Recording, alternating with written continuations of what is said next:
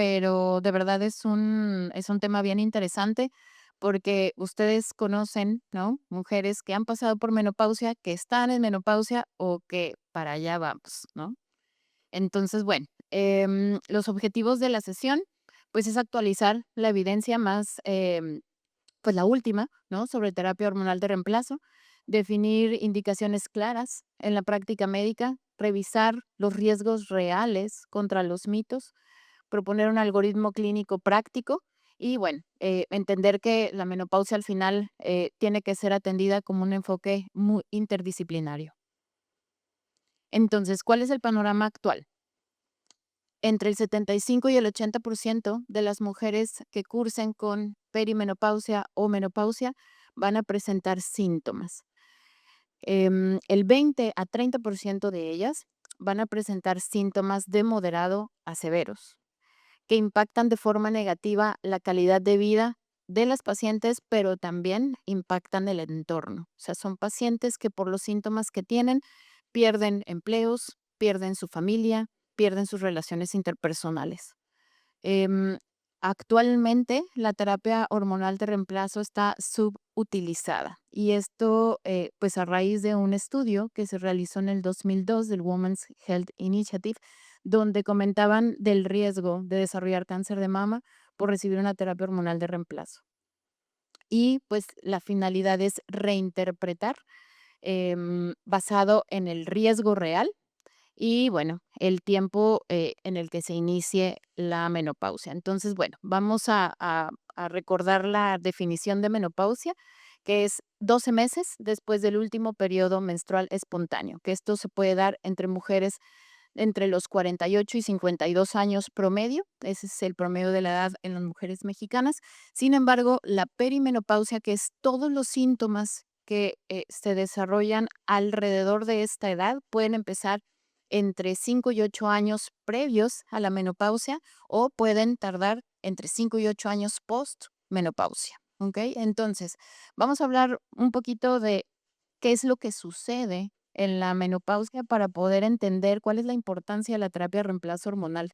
Bueno, conforme vamos avanzando en la edad, invariablemente todas las mujeres pues vamos disminuyendo nuestra depresión folicular, es decir, los folículos donde se produce el estradiol y entonces vemos que alrededor de los 50 años pues la producción de estradiol realmente ha disminuido de manera considerable. Y esto, ¿por qué es importante? Bueno, porque los estrógenos tienen muchos efectos moduladores en prácticamente todo el organismo. Sin embargo, va a haber tres efectos que van a ser claves para presentar todos los síntomas de la perimenopausia. En el centro termorregulador, los estrógenos actúan como un modulador, sistemas neurotransmisores y pues de regulación vascular.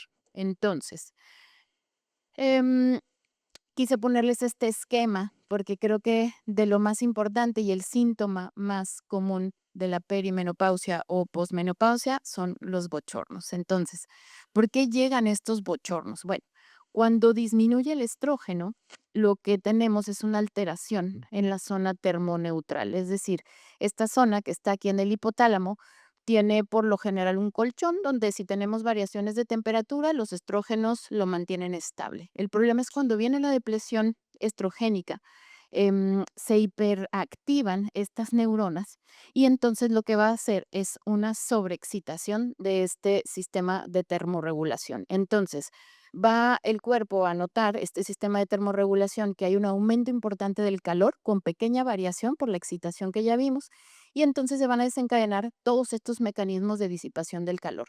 Vasodilatación, el músculo piloerector se va a relajar y van a aumentar la sudoración. Todo esto para lograr la pérdida de calor y es por eso que las pacientes precisamente nos refieren, viene un calor desde abajo, se me sube hasta la cabeza, me pongo rubicunda, o sea, colorada, y empiezo con una sudoración profusa. ¿Cuánto tiempo dura este bochorno? Entre 3 y 5 minutos en promedio. Y después, como hubo una pérdida súbita de calor, entonces viene el otro, pues el opuesto, ¿no? O sea, los mecanismos para disminuir la pérdida de calor y entonces va a haber una vasoconstricción. El músculo piroerector se va a a activar y va a haber una contracción muscular para disminuir la pérdida súbita de calor.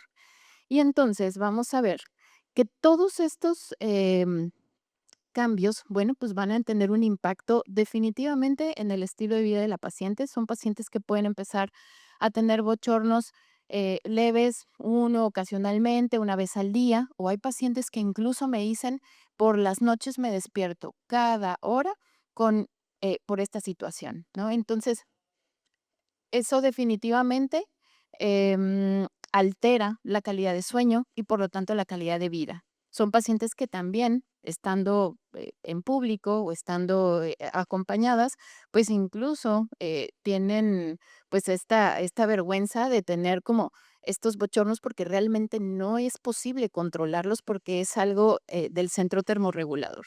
Entonces, de lo más importante entender qué es lo que pasa cuando disminuyen los estrógenos, bueno, de lo más importante es que estos estrógenos nos van a proteger a nivel del sistema nervioso, al sistema cardiovascular, al sistema metabólico, al hueso, al músculo, a la piel, al tejido genitourinario, como ya nos comentó la doctora Amelia.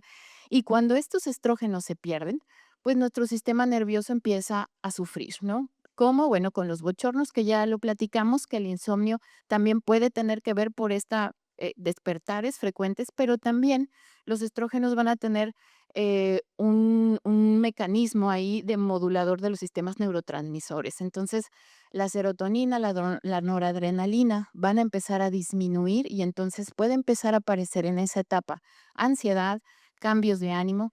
En el sistema cardiovascular, bueno, va a empezar a haber una disfunción endotelial y la razón es por la caída de los estrógenos, el óxido nítrico disminuye y entonces empieza a haber una inflamación, aumenta el estrés oxidativo, está la disfunción endotelial y esto nos trae un montón de cambios metabólicos, tanto para la cuestión ahí de la rigidez vascular, como también nos empieza a alterar ahí el metabolismo de los lípidos, ¿no? Y empieza entonces a incrementar el riesgo cardiovascular.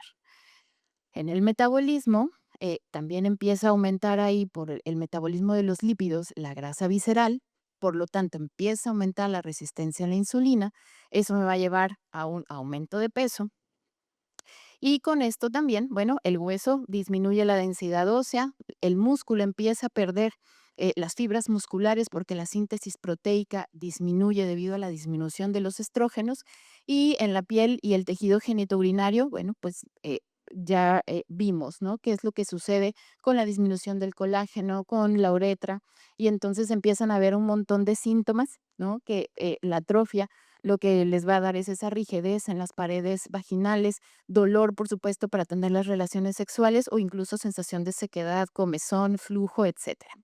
Entonces, fíjense que es bien importante revisar que en pacientes que tienen bochornos frecuentes y severos son signos de mayor rigidez arterial. Y entonces quiere decir que por alguna razón también tienen un mayor estrés oxidativo vascular y son pacientes que pueden tener, o este síntoma es un marcador cardiovascular temprano. O sea, son pacientes que pueden tener más riesgo de tener un problema cardiovascular más adelante. Entonces, bien importante, ¿cuál es nuestra ventana de oportunidad? Porque esto va a ser clave para disminuir los riesgos de una terapia hormonal de reemplazo. Pacientes menores de 60 años o pacientes que han tenido menos de 10 años desde su último periodo menstrual. Esta es la ventana de oportunidad que tenemos para iniciar una terapia hormonal de reemplazo. El beneficio cardiovascular de iniciarla en esta etapa es potencial, sobre todo cuando se inicia en las pacientes en perimenopausia, cuando son sintomáticas. Es decir, llega una paciente de la edad que sea, 45, 48, 50, 52. Doctora, todavía menstruo, pero tengo unos bochornos espantosos. Las pacientes saben que son bochornos. Dicen, tengo unos bochornos espantosos. Son pacientes candidatas a iniciar una terapia de reemplazo hormonal. El riesgo cardiovascular, el evento coronario, los problemas tromboembólicos vienen cuando se inicia después de los 60 años y por supuesto, entre mayor edad, mucho mayor riesgo, y entre más años después de la menopausia hayan pasado, es decir, más de 10, nuestro riesgo cardiovascular tromboembólico coronario por iniciar la terapia de reemplazo hormonal aumenta. Entonces, ya tenemos una paciente que tiene bochornos, que tiene síntomas, insomnio, ansiedad, disminución de la libido. ¿Cuáles son las indicaciones basadas en evidencia de pacientes que van a requerir terapia hormonal de reemplazo? Síntomas vasomotores. Es el principal síntoma de perimenopausia y es el principal síntoma que yo voy a tratar. ¿Ok? Síndrome genitourinario, ya vimos.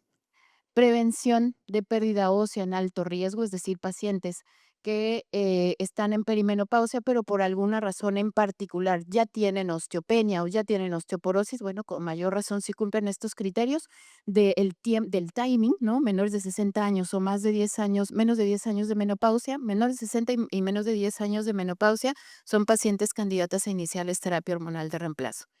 Pacientes con insuficiencia ovárica prematura, ¿esto qué quiere decir?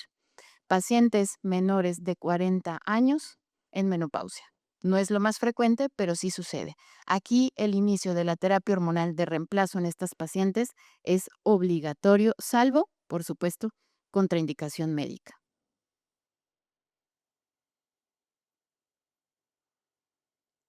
Los riesgos reales, porque esto es lo que más miedo da de iniciar una terapia hormonal de reemplazo. A nivel tromboembólico, a nivel de cáncer de mama, a nivel cardiovascular. Realmente sí, hay un riesgo, pero vamos a ver realmente qué tanto riesgo hay. De tromboembolismo, definitivamente hay un mayor riesgo vía oral, ahorita vamos a desglosar un poquito, y la vía transdérmica es el perfil más seguro. En cáncer de mama, sí, también aumenta ligeramente el riesgo. Sin embargo, se ha visto que con estrógenos solo no aumenta el riesgo de cáncer de mama y a nivel cardiovascular, como ya lo vimos, va a depender mucho del timing, o sea, del momento en el que vamos a iniciar la terapia de reemplazo hormonal. Entonces, ¿realmente qué hay de terapia de reemplazo hormonal y tromboembolismo? Bueno, pacientes definitivamente con un antecedente de tromboembolismo venoso son pacientes que de entrada no son candidatas a darle estrógenos locales. Ahora, vamos a seleccionar casos. Vamos a suponer que es una paciente de 48 años que sí tuvo un antecedente de un tromboembolismo venoso, pero fue por el embarazo o fue posterior a una cirugía porque no la anticoagularon. Bueno, se estima que este tromboembolismo fue de alguna manera provocado, ¿no? Por alguna entidad y vamos a valorar hace cuántos años fue, ¿no? ¿Fue reciente, fue hace 5 años, fue hace ya 10, 15, 20 años, donde el riesgo, por supuesto, de un nuevo evento disminuye? Si no hay un problema de una trombofilia diagnosticada y si los síntomas son muy severos, o sea, si son pacientes que están realmente deteriorando su calidad de vida, pero tuvieron antecedente de un tromboembolismo venoso, bueno, vamos a evaluar realmente el riesgo que tiene y si decidimos empezar a darlo, definitivamente debemos de considerar el estradiol transdérmico o bien el estradiol vaginal.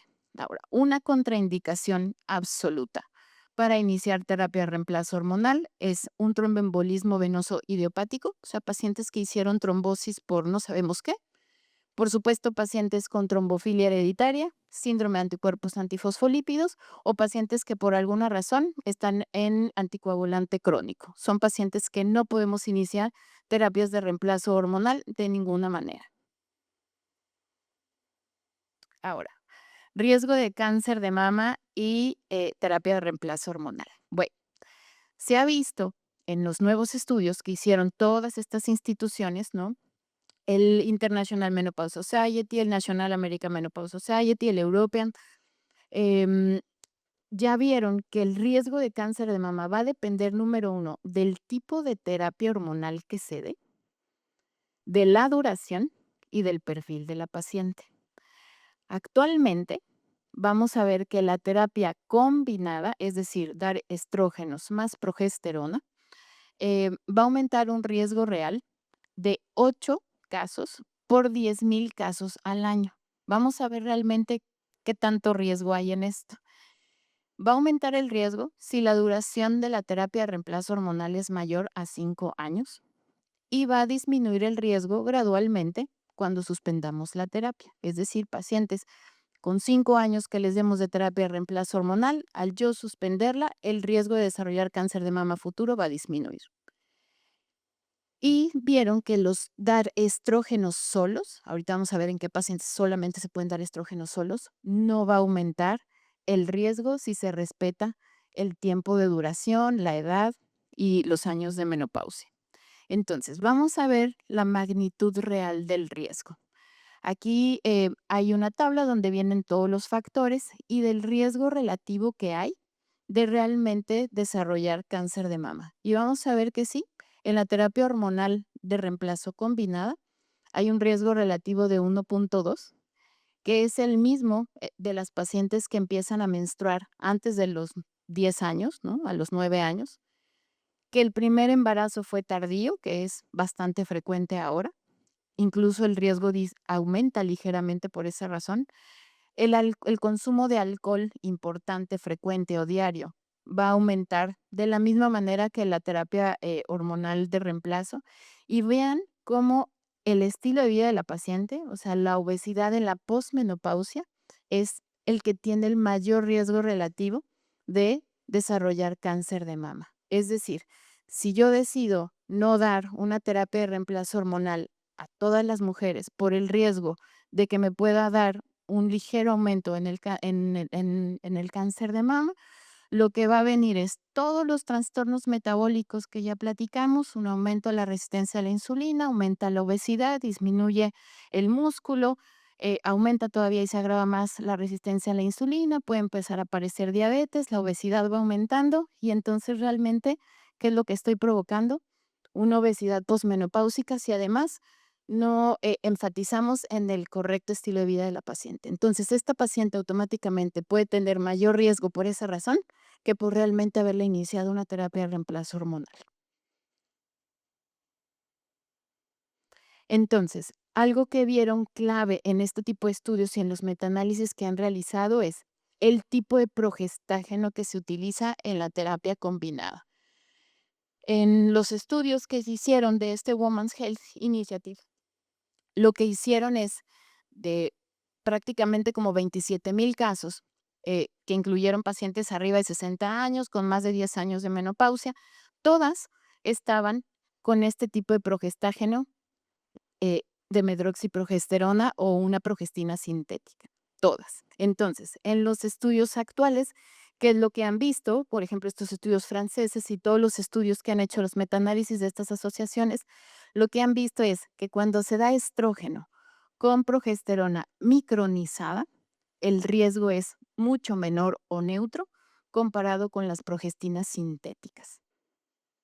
Entonces, realmente los riesgos sobre mortalidad y cáncer de mama, es decir, una paciente que estaba en terapia de reemplazo hormonal, le dio cáncer de mama, la terapia de reemplazo hormonal no aumenta la mortalidad, ¿no?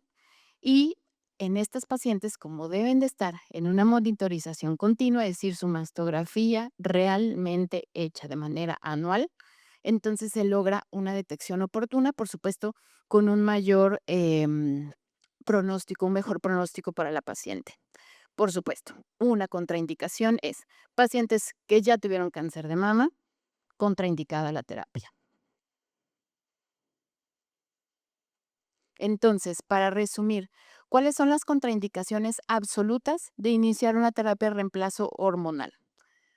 Pacientes con antecedente o con cáncer de mama, por supuesto, un cáncer endometrial sin tratamiento, un tromboembolismo o antecedente de trombofilias, problemas hepáticos por el que al final los estrógenos se van a metabolizar en ese órgano y un sangrado uterino, por supuesto, sin estudio, porque puede ser desde un cáncer de endometrio, un mioma, un pólipo, que al yo darle estrógenos van a empeorar la situación.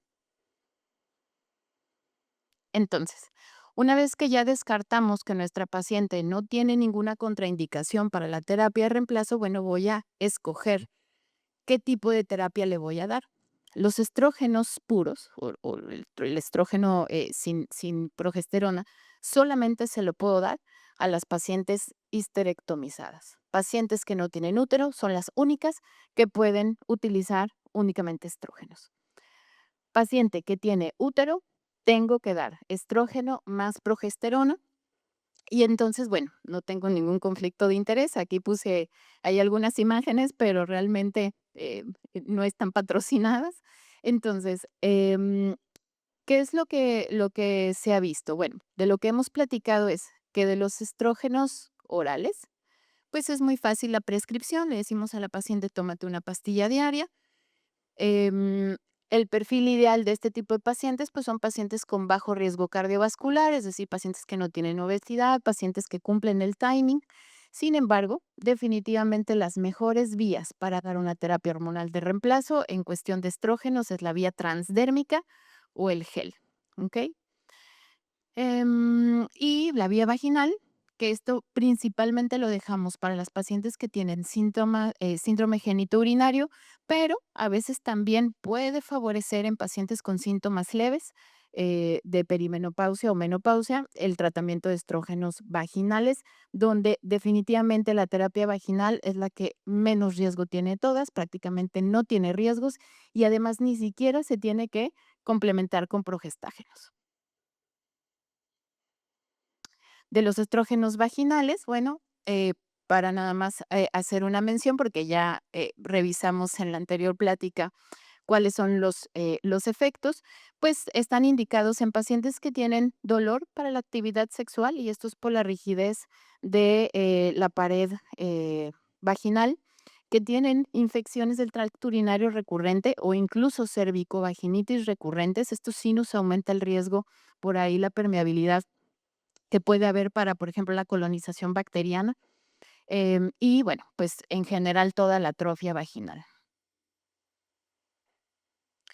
Pacientes, o terapia de reemplazo, además de estrógenos, progesterona, ¿en qué momento darles además testosterona?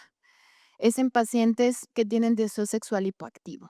Por sí solo los estrógenos, la progesterona, no nos van a arreglar todos los signos y los síntomas de la paciente, desafortunadamente, y entonces tenemos que ir individualizando cada caso. Son pacientes que a veces pueden tener bochornos leves, pero que su principal problema es un deseo sexual hipoactivo. A veces podemos minimizar esta situación, pero en realidad son pacientes que viven en pareja y entonces pacientes que no tienen deseo sexual, pues son pacientes que empiezan a tener conflictos de pareja, definitivamente.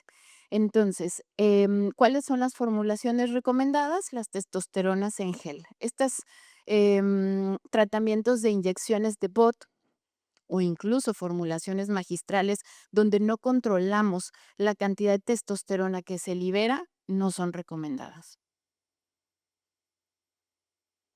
Y hablando específicamente de esos, componentes magistrales, pues seguramente todos han escuchado hablar de los pellets. Los pellets desde hace unos 5 o 6 años se pusieron muy de moda.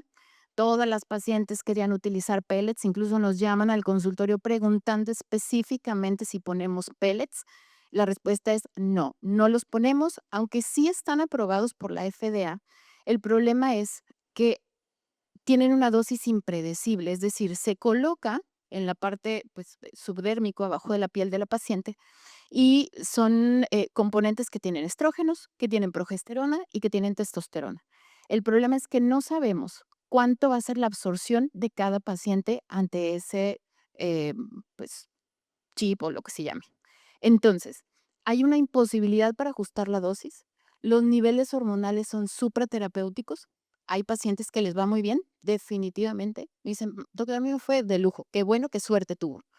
Em, hay pacientes que han terminado incluso hospitalizadas por todo el efecto, sobre todo de la testosterona, esta sobreabsorción de testosterona, donde causan iatrogenias, o incluso pacientes que me dicen, pues sí, me fue bien, se me quitaron los síntomas, pero me creció la barba. Entonces, bueno, no es lo más recomendable. Ahora, desde hace un par de años se desarrolló este medicamento que se llama Fezolinetant. Este medicamento funciona específicamente en estas neuronas Kendi, donde específicamente la neuroquinina 3 es la que va a darle la estabilidad otra vez al centro termorregulador. Y entonces, lo que va a producir es que va a volver a ver este efecto similar al de los estrógenos, solo a este nivel, y entonces ya no va a haber variaciones de calor tan importantes y por lo tanto va a disminuir los bochornos hasta en un 60-70%. Entonces, esta es la terapia recomendada no hormonal para el manejo de los bochornos. Entonces, también puede mejorar definitivamente la calidad de sueño, por lo que ya vimos, porque también tiene de alguna manera una mejoría en la producción de la serotonina.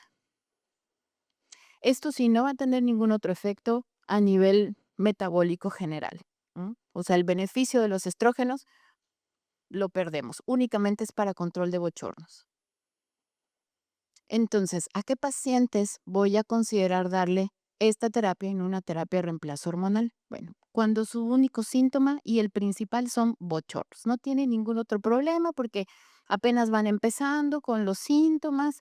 em, bueno, son pacientes que se pueden beneficiar con esta terapia. Por supuesto, pacientes que tienen contraindicación para iniciar una terapia de reemplazo hormonal o pacientes que a pesar de explicarle los beneficios, no quieren cuestiones hormonales.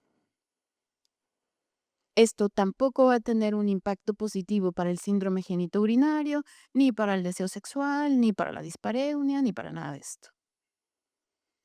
Ahora, hay otros tratamientos no hormonales que también nos pueden ayudar a mejorar los síntomas de la perimenopausia, que son estos que se llaman inhibidores selectivos de la recaptura de serotonina, como la paroxetina, la fluoxetina.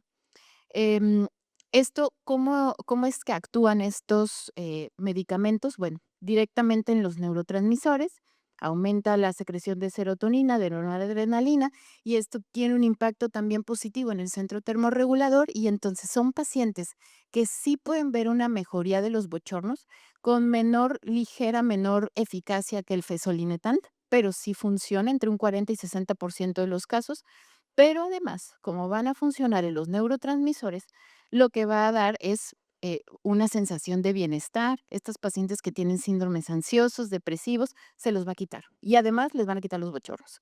Entonces, realmente son una muy buena opción también en pacientes que no quieren utilizar terapia hormonal de reemplazo, pero que traen otros síntomas además de los bochornos. Vamos a hablar ahora de los suplementos. O sea, ya vi que sí le voy a dar terapia de reemplazo, o ya vi que no y le voy a dar un sustituto. Eh, ¿Qué suplementos sí o sí hay que dar idealmente en la menopausia? La creatina, y esto es por la pérdida de músculo. Invariablemente, todas las mujeres perderán músculo a partir de los 50, 60 años. Y esto va a traer un problema a nivel metabólico, va a aumentar el riesgo cardiovascular por esta displesión del músculo, y la creatina nos puede ayudar, por supuesto, con el correcto estilo de vida, a mantener o disminuir esa pérdida de músculo. Y también nos puede ayudar para la función cognitiva, ese brain fog, pacientes que dicen, se me olvida todo, absolutamente todo. Les puede ayudar también para la funcionalidad, los omega 3 para cuestión de protección cardiovascular, ahí nos estabiliza el perfil de lípidos, y el magnesio que nos puede ayudar a mejorar la calidad de vida, relajar el sistema nervioso. Ahora, un algoritmo clínico simplificado, es decir, ya hablamos de todos estos contraindicaciones, indicaciones. Bueno, ¿qué voy a hacer en un momento dado para saber si esta paciente puede recibir o no terapia de reemplazo hormonal o cualquier otro medicamento? Bueno, primero, son síntomas moderados a severos. ¿Qué tanto le está afectando en su estilo y en su calidad de vida? Ya evaluamos que sí está afectando de manera considerable. La edad cumple con el timing, tiene menos de 60 años, tiene menos de 10 años de menopausia, sí. Bueno, ¿tiene contraindicaciones? No, no tiene ninguna contraindicación. Bueno, entonces, ¿tiene útero? Voy a valorar darle terapia de reemplazo hormonal combinada con estrógeno más progesterona micronizada. ¿Y qué seguimiento es el que le vamos a dar en pacientes que ya iniciaron la terapia hormonal de reemplazo? Pues definitivamente son pacientes que a lo mejor al inicio hay que estarlas viendo más frecuente para ir ajustando dosis, pero ya una vez que están con esas dosis estables, bueno, pues invariablemente al menos una vez al año que visiten el consultorio, hacerles revisión general, ultrasonido, vamos a revisar control de endometrio, etcétera. La mastografía, bueno, pacientes por supuesto mayores de 40 años, pues deben de hacerla anual.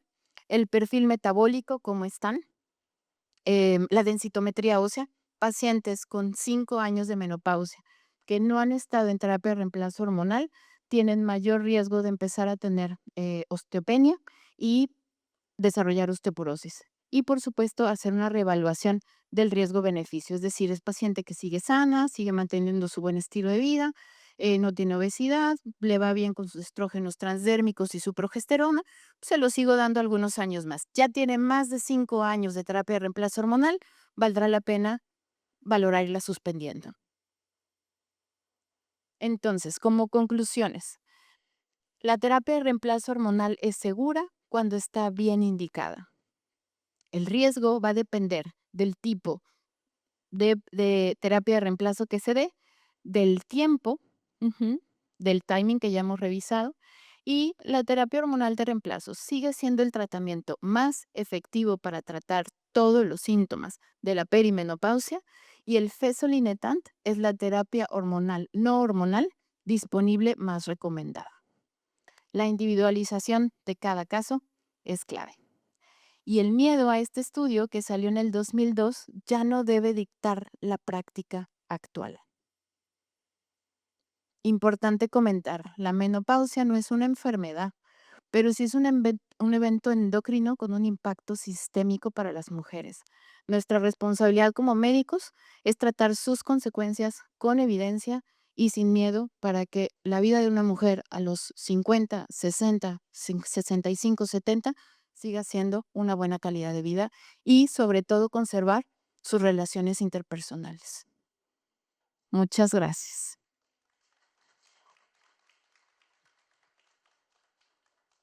Dice si tienen preguntas.